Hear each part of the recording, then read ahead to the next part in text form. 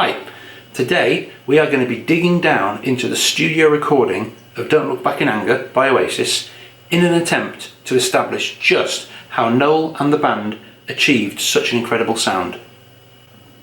So let's just dive straight in, let's have a listen to the recorded stems we have available at the time of filming and see how many different layers we can hear.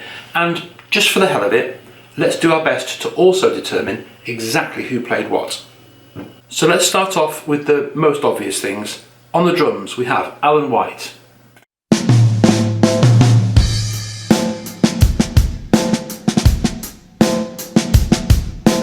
A pretty fantastic sounding drum beat. So number one, drums by Alan White.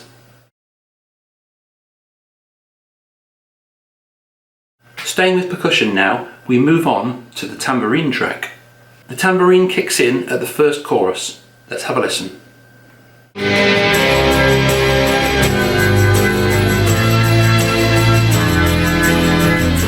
So that's where the tambourine comes in, and it plays throughout the rest of the song in various places. Now, in the liner notes of the CD, on this first page, it says Alan White, drums and percussion. So I think it's a fair bet that Alan White is the tambourine player there. Again, there is a little bit of controversy about that because of all the members of Oasis, the one you see most often with a tambourine is Liam. Personally, I feel it sounds very precise and very accurate and very rhythmic, and Liam, being mainly a singer and not a percussionist, probably would have struggled to be that surgical in his playing, so I'm going to say probably Alan White, but there's a chance it was Liam.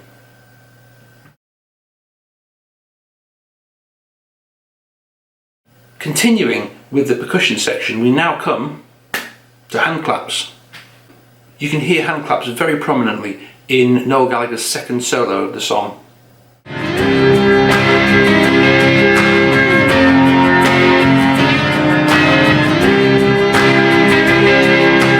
And it is quite difficult to establish exactly who is doing the hand claps, but we can take an educated guess. Of all the people in the studio, Noel was the one there the most, so Noel was probably one of them. The album credits list Alan White for all percussion, so we can guess Alan White was probably one of them as well. But it sounds like there's more than two people there. They may have multi-tracked, but I doubt it. I think it's possible they dragged Owen Morris in as well, so I'm going to guess at it being Noel Gallagher, Alan White and Owen Morris. But I could be wrong, and I have no evidence. Lastly, for the percussion section, we come to the most buried and hardest to hear layer. And it's one of these. A shaker egg. The first moment I could pick this out in the song was during Noel's second solo, when the hand claps also become very prominent. It's possible that it comes in earlier, but I'm not sure.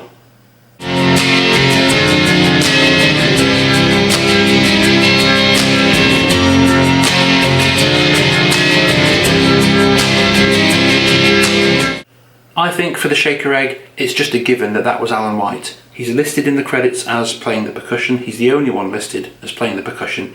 So I'm going to say the personnel for the shaker egg, Alan White. So that's it for the percussion section. At least that's everything I could hear. If you can hear anything else, please let me know in the comments.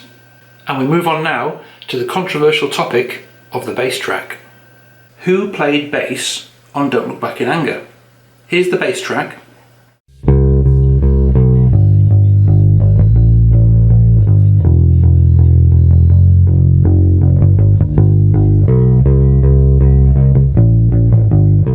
Now there are different schools of thought on this.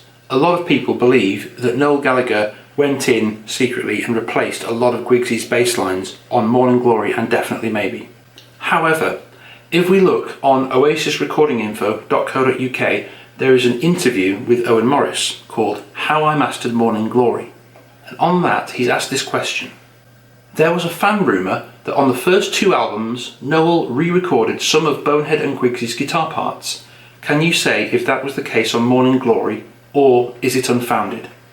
And Owen replied, Noel did not replace any of Bonehead's parts or Griggs' bass playing on Morning Glory, but Noel did play bass on a few tracks, Wonderwall and Cast No Shadow, Probably She's Electric too, I can't totally remember. Certainly on Be Here Now, Grigsy played all his bass parts, but Noel did step in sometimes before then. And then usually Noel would put the bass down. I think Griggs played bass on maybe a few tracks, but Griggs, God bless him, wasn't the best musician in the world. He was great live and stuff, but it was just quicker for Noel to do a bass take, which Noel would do in 1 or 2 takes, yes, with maybe a couple of drop-ins for a couple of bits of time in here and there. I think it was probably Grigsy, but there's a possibility that it was Noel. So let's say most likely Grigsy, but possibly Noel for the bass.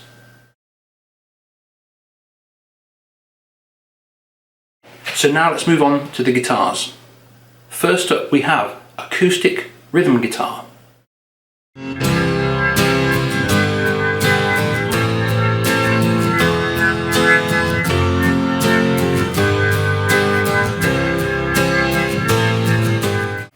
The acoustic playing starts just after the piano intro and continues right the way through the song.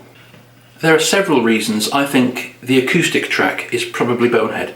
First of all the electric tracks, when you listen to them in isolation, sound like Noel.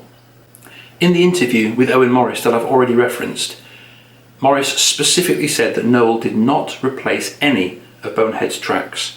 So presumably one of the guitar tracks in the mix has to be Bonehead's.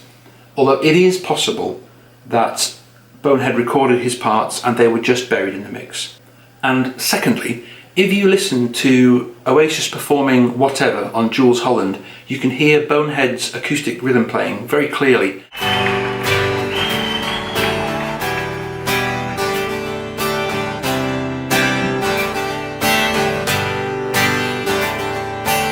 The tone on that particular recording stinks on his acoustic guitar, but his actual playing is great. It's very fluid, and the two styles sound quite similar to me. Him strumming on Jules Holland and him potentially strumming on this track, it sounds similar. So I'm going to say that's likely Bonehead, maybe Noel.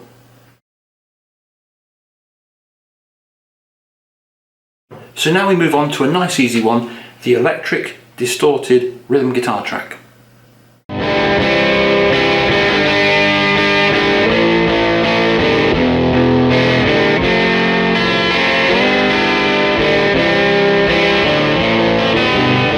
So this is clearly Noel Gallagher's part. He always plays it live, and it's recognisable from the inclusion of certain picking parts that match his mime from the video. According to Owen Morris, generally speaking, when Noel would multi-track his guitars, he generally did on this album 3 multi-tracks. And that does kind of tally up with the other guitar parts that we can hear in the mix. It's interesting listening to the stems because the different lead guitar parts are just dotted all over the place. He could have probably actually done them all in one long take, but he seems to have layered them up, one little section of stabs here, one little section of stabs there. But all in all, it comes about to 1 rhythm track all the way through and 2 lead tracks.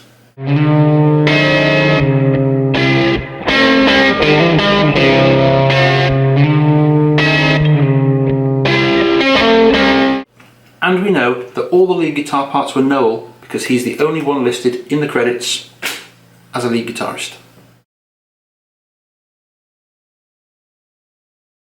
I'm not going to go into any detail at all trying to prove that Noel sang this song because he obviously sang this song. So we have lead vocals sung by Noel Gallagher. And so Sally can wait. The last clearly audible track on Don't Look Back in Anger is the piano, played by Bonehead. We know Bonehead played piano from several different sources. You can see him playing it in the Don't Look Back in Anger video. If you look in the liner notes, you can see him listed as a piano player. And if you read an interview he gave on the 27th of August 2013 on transatlanticmodern.com, he openly says that he played those piano tracks. So there you have it.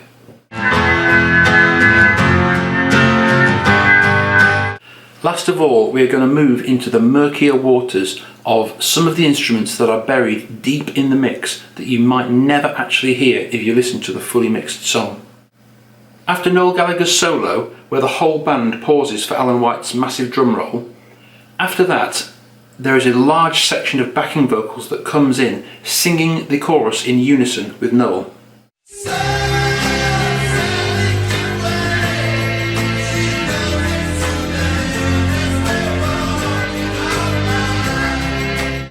If you listen to the backing vocals, it sounds like a group of vocalists all singing the same line gathered around one mic, rather than a big stack of multi-tracked recordings of Noel. Now, I might be wrong on that, that's just how it seems to my ear. However, if that were true, then it's possible that Liam was part of that group stood around the microphone singing. So it's possible that Liam actually has a vocal track on Don't Look Back in Anger. Of course, the backing vocalists here could just be Noel, Owen and Nick, because the rest of them were usually in the pub. You make your own mind up, let me know what you think.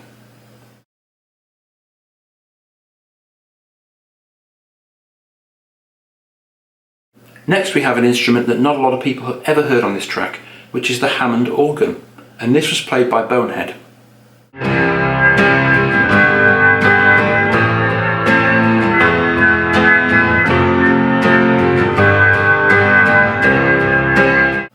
We can see that from that same interview he gave in 2013, where he takes credit for the Hammond organ playing. And if you look at this freeze frame from the Return to Rockfield documentary, we can see what might be the actual organ that Bonehead used.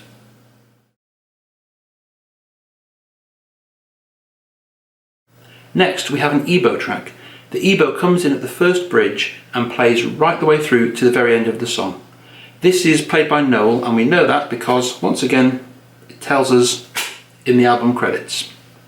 If you don't know what an EBow is, I have actually done another video explaining what an EBow is and playing through the complete EBow part that Noel plays on this song, start to finish, with tabs. So go check that out if you haven't seen it yet.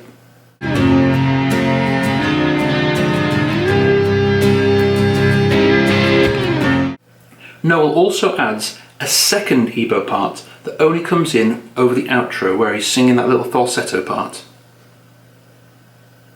Let's have a little listen to that.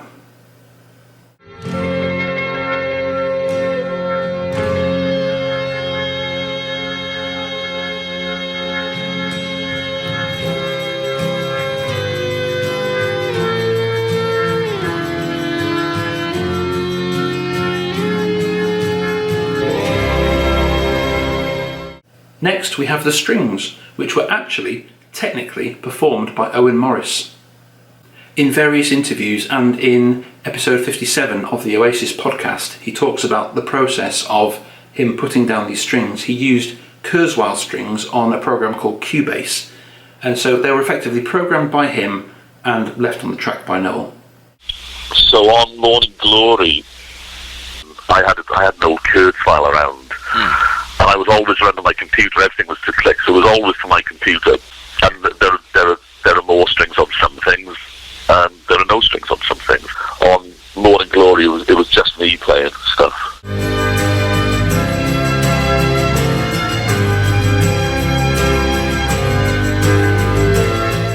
And here is the last track that I've been able to hear, and it's a bit of a controversial one. If you listen really carefully to this bridge, you can hear two string lines, and one of them, the lower line, sounds very, very different in tone to the upper line. And to me, that lower string line, it sounds much closer to the string tone we get from the Mellotron cello in Wonderwall.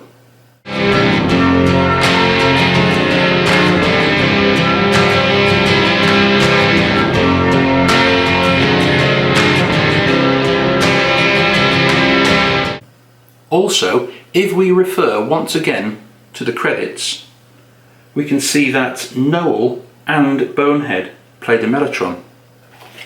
Now we know from various interviews that Bonehead played the Mellotron string part, the cello sound, on Wonderwall. So where did Noel play it? So it's a bit of a controversial one, this one, but I personally think that the higher string line that's a bit more subtle, a bit more nuanced, that is probably the Kurzweil strings on Cubase, programmed by Owen Morris. And that lower line that sounds a bit more like a saw, that's got a bit more of that raw, aggressive Wonderwall cello tone, that is probably Noel on the Mellotron The one other bit of evidence that I can put forward for that is that the mellotron seems to only play on the bridges, and it seems to echo exactly what Noel plays on his EBow track and on one of his lead lines, going C, D, G over the chords.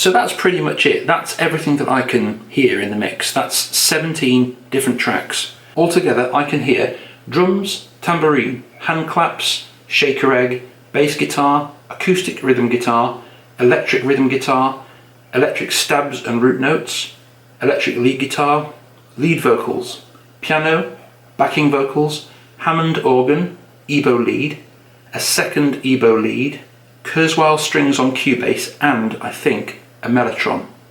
But have I missed anything?